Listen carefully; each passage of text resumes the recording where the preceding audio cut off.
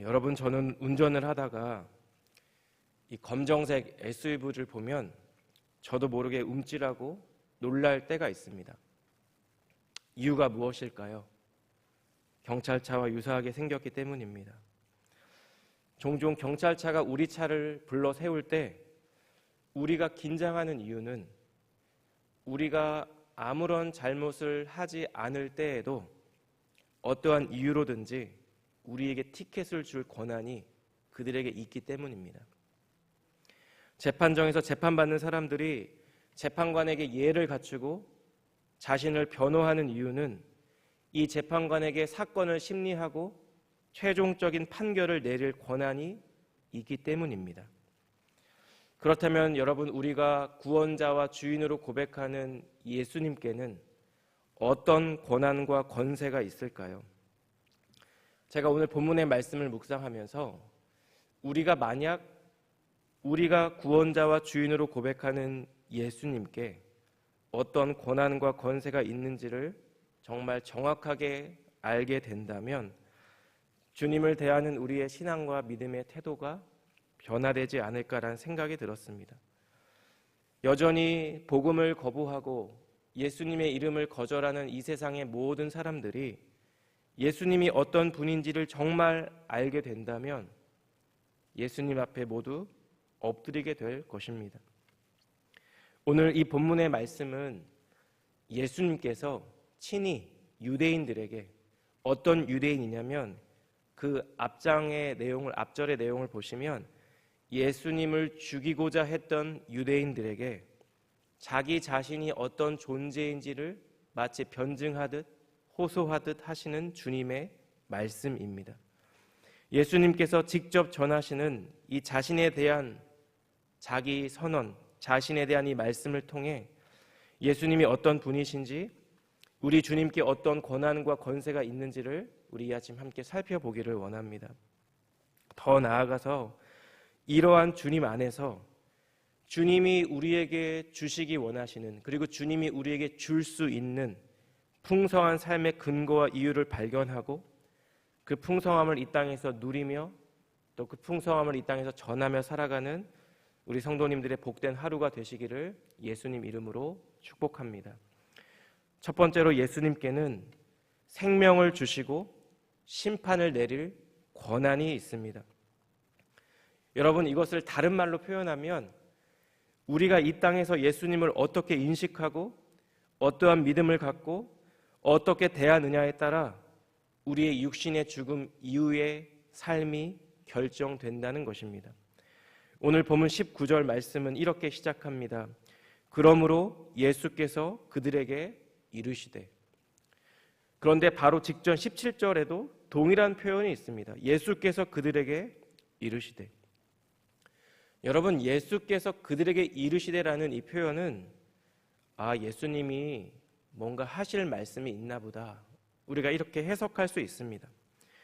그런데 여러분, 헬라어 원어를 보시면 여기서 이 이르시되라는 이 표현이 자기 자신을 변호하는 공식적인 답변으로서의 성격을 나타내는데 사용되는 단어라고 우리에게 전달해 줍니다. 일상적인 의사소통이 아니라 마치 재판정에서 어떤 공식적인 답변을 하는 것처럼 예수님께서 자기 자신에 대해서 그렇게 말씀하시는 장면이 오늘 우리가 묵상하고 있는 이 요한복음 5장 19절 이하의 말씀이라는 것입니다.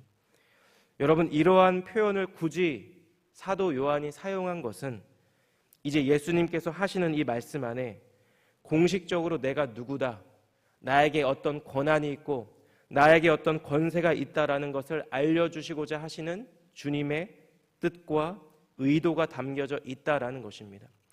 여러분, 우리가 이런 뉘앙스를 고려해서 제가 오늘 본문 19절을 다시 한번 읽겠습니다. 그러므로 예수께서 그들에게 이르시되 내가 진실로 진실로 너희에게 이르노니 아들이 아버지께서 하시는 일을 보지 않고는 아무것도 스스로 할 수 없나니 아버지께서 행하시는 그것을 아들도 그와 같이 행하느니라. 이 19절 말씀에 가장 중요한 동사 중 하나가 보다라는 동사입니다. 이 본다라는 이 동사는 실제로 육안으로 보는 경우도 사용되고 더불어 직접 무언가에 참여할 때를 가리킬 때도 사용되는 단어입니다. 여러분, 아버지께서 하시는 일을 내가 보았다 라는 이 예수님의 말씀은 아버지께서 천지를 창조하실 때, 아버지께서 모든 것들을 통치하시고 주관하실 때 주님이 직접 보셨고 그 일에 함께 참여하셨다라는 것을 의미한다는 것입니다. 우리에게는 너무나도 익숙한 말이지만 여러분, 당시 이 예수님의 말씀을 들었을 유대인들, 특별히 유대 지도자들에게는 여러분 너무나 충격적이고 마치 어떤 정신 나간 사람의 말처럼 들렸을 것입니다. 왜냐하면 당시 유대인들에게 있어서 하나님이라는 존재는 너무 거룩한 존재였기 때문입니다. 너무나도 거룩한 존재라 감히 다가갈 수 없는 존재, 직접 육안으로 본다면 죄인인 우리는 죽을 수밖에 없는 존재가 바로 하나님이라는 존재였기 때문입니다.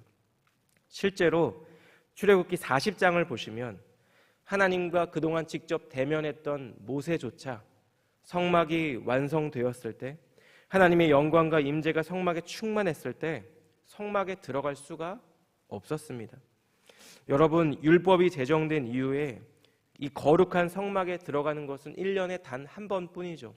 대속죄일에 오직 대제사장만 들어가서 제사를 드릴 수 있었습니다.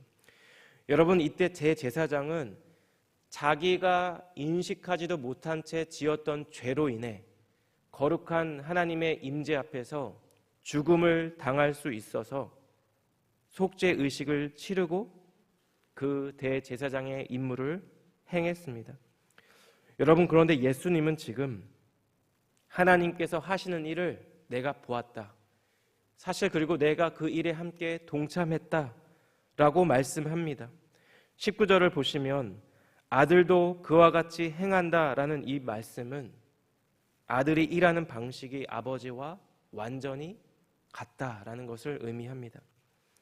그래서 만약에 여러분, 누군가 하나님은 어떻게 생각하시고 하나님은 어떻게 일하시고 하나님은 어떻게 역사하실까라는 것을 알고 싶다면 누구를 바라보아야 할까요? 예수님을 바라보면 된다는 것입니다. 자, 그렇다면 여러분, 왜 하나님께서는 스스로 행하시는 이 일들을 스스로 행하셔도 되는데 아들로 하여금 이 일을 보게 하셨고 이 일을 왜 동참하게 하셨을까요? 왜냐하면 20절 말씀처럼 아버지께서 그 아들 예수 그리스도를 지극히 사랑하시기 때문입니다.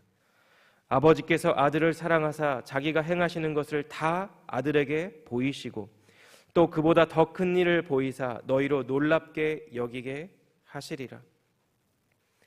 하나님께서 예수님을 지극히 사랑하셔서 자기가 하시는 일을 보게 하실 뿐만 아니라 오늘 본문 20절 말씀을 보시면 그보다 더 큰 일을 보일 거라고, 그래서 너희로 놀랍게 여기게 하실 거라고 말씀해 주고 있습니다.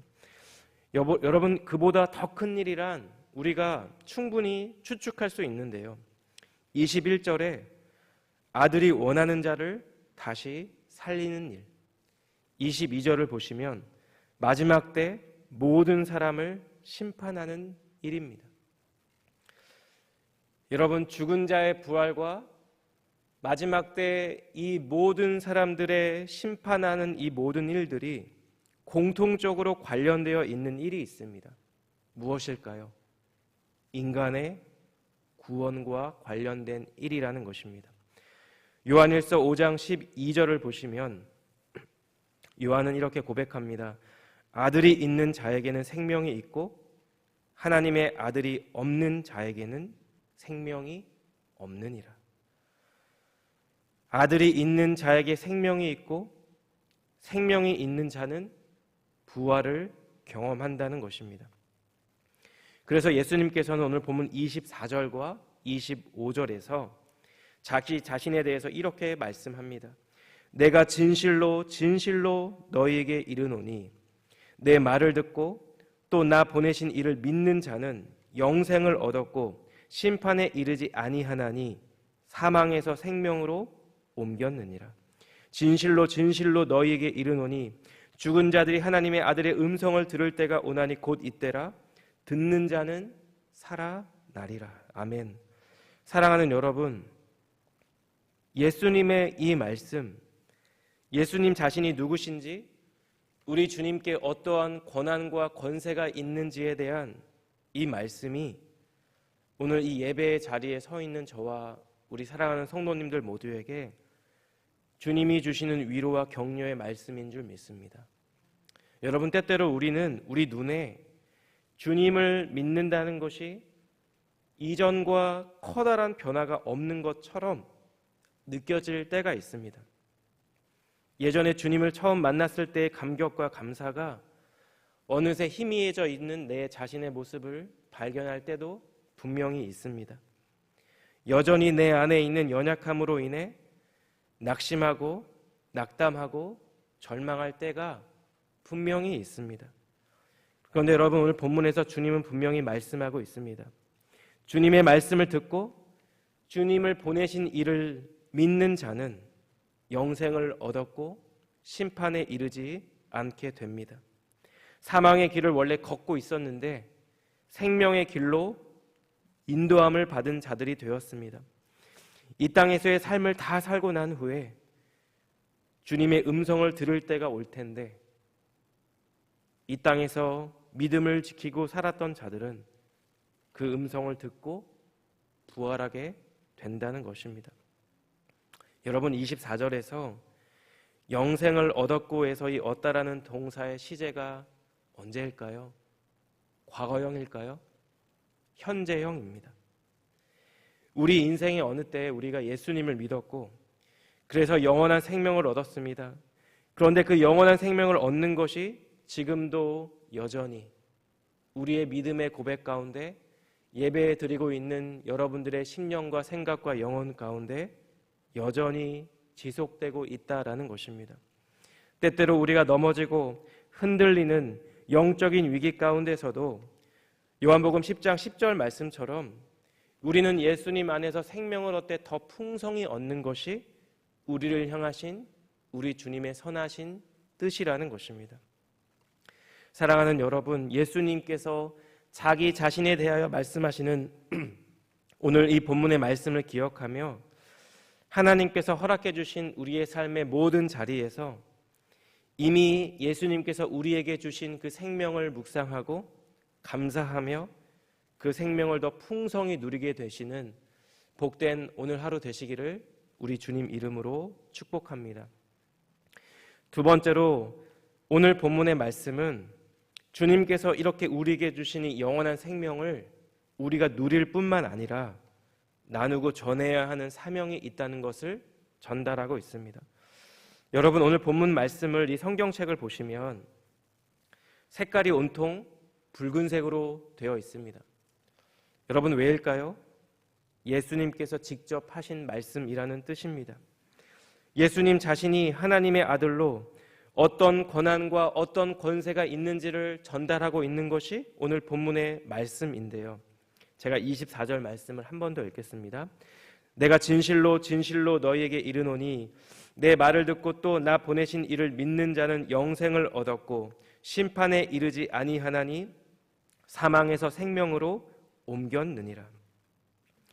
여러분, 예수님을 믿으면 영원한 생명을 얻게 되죠. 영원한 생명을 얻었다는 것은 마지막 때 심판에 이르지 않게 된다는 것을 의미합니다. 여러분, 여기서 말하는 사망과 생명은 왜냐하면 사망에서 생명으로 옮겨졌기 때문인데요.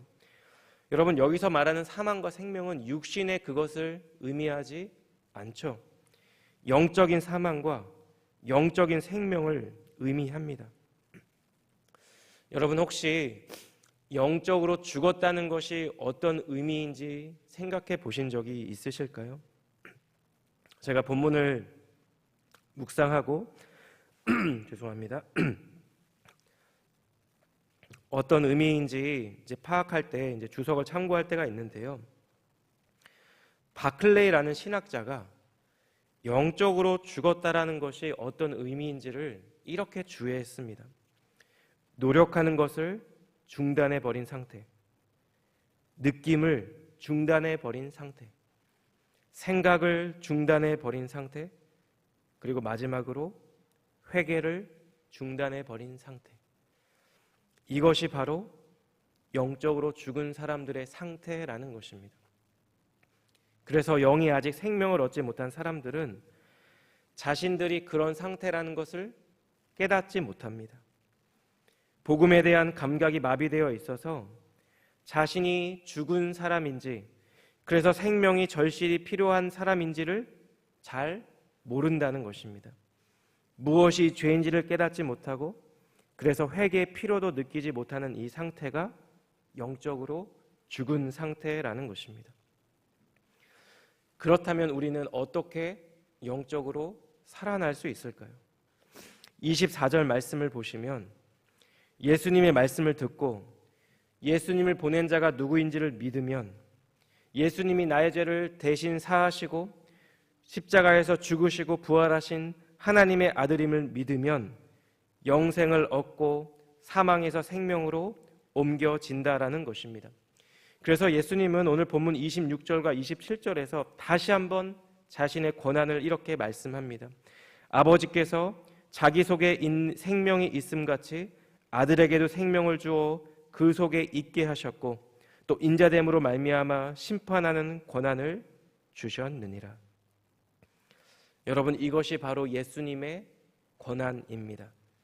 예수님이 나는 길이요 진리요 생명이라고 말씀하신 이유입니다. 나를 통하지 않고서는 하나님께로 나아갈 수 없다라고 말씀하신 이유라는 것입니다. 그런데 여러분, 예수님의 이 말씀이 당시 유대 종교 지도자들에게는 허무맹랑한 소리로밖에 들리지 않았을 것입니다. 갈릴리 출신의 전직 목수였던 한 청년이 궤변처럼 하는 이 말을 듣고 그들은 어떠한 생각을 하고 어떠한 마음을 듣고 있었을까요?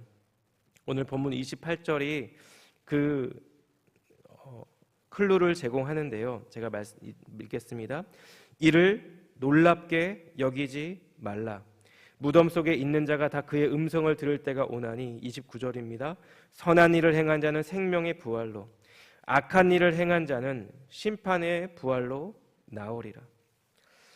여러분, 예수님은 자신에게 생명 주는 권한이 있고 심판의 권세가 있다는 일로 놀라지 말라고 말씀합니다. 여러분, 여기서 놀라다라는 이 동사는 어떤 놀람이냐면 그냥 깜짝 놀란 게 아니라 어떤 기적 같은 일을 보고 정말 정신이 나갈 것처럼 놀랄 때 쓰이는 표현입니다. 매우 기이 여기거나 불가사의하고 초자연적인 기적을 본 것처럼 놀라지 말라는 것입니다. 여러분, 예수님 당시에 수많은 사람들이 이러한 예수님의 기적과 이적을 분명히 보았습니다. 불치병이 고침을 받았고 눈먼 자가 눈을 뜹니다. 안진뱅이가 일어나고 귀신들이 쫓겨납니다. 그런데 여러분, 이러한 일들을 직접 보았던 이 사람들의 반응은 뭐냐면 그저 놀라는 것입니다. 기이 여기는 것입니다. 사랑하는 여러분, 밤이 맞도록 수고했지만 한 마리의 물고기도 잡지 못했던 베드로에게 예수님께서 어떤 말씀을 하시냐면 깊은 데에 가서 그물을 던지라고 말씀하시죠. 그리고 그 말씀대로 순종했을 때 어마어마한 물고기를 잡게 됩니다. 그런데 이때 베드로의 반응이 이상합니다. 주님 앞에 엎드려 이렇게 고백하죠. 주여, 나를 떠나소서. 나는 죄인이로소이다. 여러분, 베드로의 이 반응과 수많은 이적과 기적을 경험하고도 여전히 예수님을 거부하고 예수님이 하나님의 아들이심을 거절하는 이 수많은 유대인들의 차이는 무엇일까요? 마태복음 12장에 보시면 예수님께서 귀신 들려 눈 멀고 말 못하는 사람을 치유하신 사건이 나옵니다. 이때 무리들이 똑같이 놀라며 이는 다윗의 자손이 아니냐 이렇게 소리치죠. 그러자 바리새인들이 뭐라고 했냐면 마태복음 12장 24절입니다. 바리새인들은 듣고 이르되 이가 귀신의 왕 바알세불을 힘입지 않고는 귀신을 쫓아내지 못하느니라 하거늘. 예수라는 저 청년이 귀신의 왕을 힘을 입어 귀신의 왕의 힘을 빌려 다른 귀신을 쫓아냈다는 것입니다. 여러분, 이러한 불신과 강팍한 마음은 바리새인들만의 문제가 아닙니다. 당시 예수님 주변에는 정말 많은 사람들이 있었습니다. 복음서의 저자는 이들을 가리킬 때 뭐라고 하냐면 무리라고 합니다. 그런데 여러분, 동일하게 예수님께서 재판을 받을 때, 십자가에 못 박힐 때 수많은 사람들이 예수님을 바라보고 있었습니다.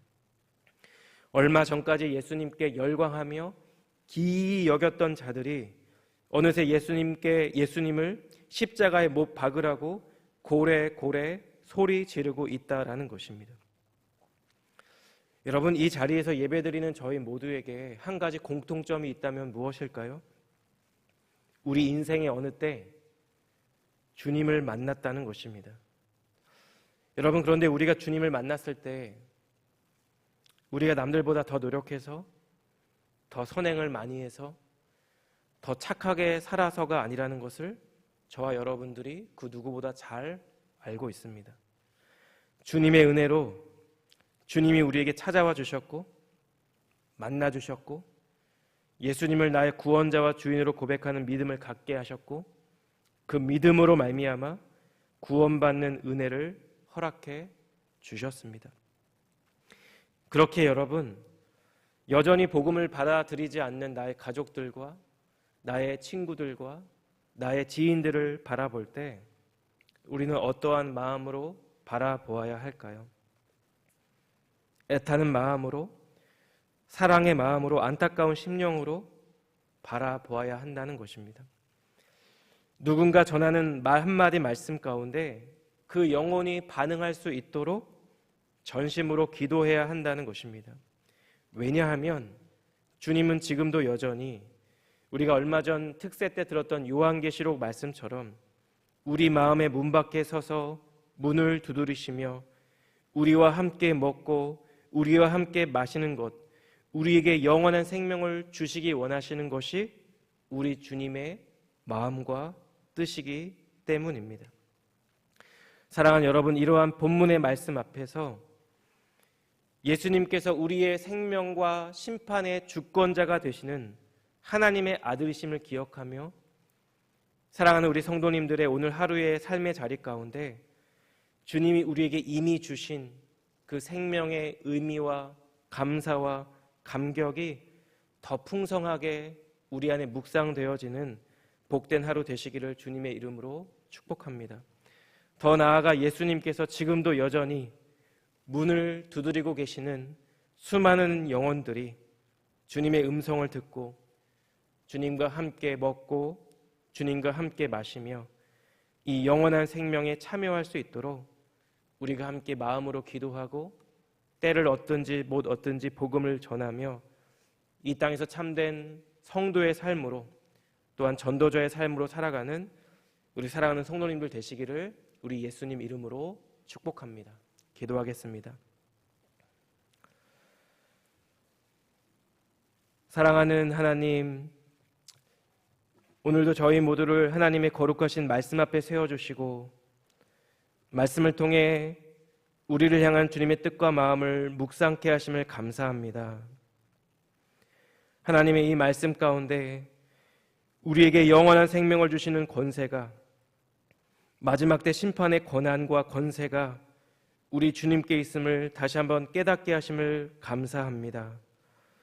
예수 그리스도를 구원자와 주인으로 고백하는 모든 자들에게 주님께서 친히 주시는 그 영원한 생명을 우리가 더욱더 풍성히 누리게 되기를 원합니다. 사망에서 생명으로 옮겨주신 그 구원의 은혜에 더 감사하며 감격하며 우리 주님을 예배하기를 원합니다. 하나님, 여전히 복음을 거부하고 주님을 거부하는 우리의 가족들이 있다면, 생각나는 이웃과 지체들이 있다면, 그들에게 생명을 풍성히 주고자 원하시는 우리 주님의 마음을 기억하며 함께 기도하고 함께 무릎 꿇고 우리 주님 앞에 나아가 간절히 구할 수 있는 저희 모두가 되게 하여 주시옵소서.